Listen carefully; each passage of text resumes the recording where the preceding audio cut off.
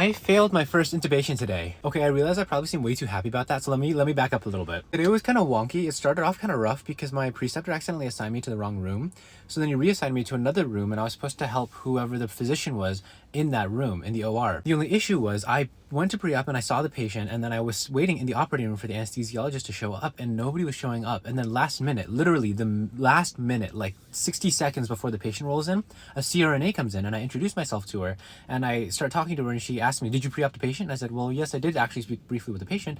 And then she starts lecturing me about, okay, well, I'm not supposed to let you intubate unless you actually see and pre-op the patient yourself. So already we were like off to kind of a rough start, and it didn't feel good because she had misunderstood me and she was kind of lecturing me. But then the case settles down, we get the patient stable, and then we kind of have a time to calm down and settle ourselves. Then she gets everything organized, and she's looking at the table, and she has the time, so she kind of speaks to me, introduces herself to me. She ends up being really nice. So it was kind of just a scheduling mishap where the anesthesiologist that was supposed to be in the room wasn't there, so then they had to get somebody else, and the CRNA ended up covering, so then she had to pre-op the patient. And the reason she came into the room really late was because she was called in really late, so then it was kind of just a rush. And she is really nice, and she tells me, well, this patient's stable and we're not going to do anything, so how about you go look for another room to see if you can help intubate them.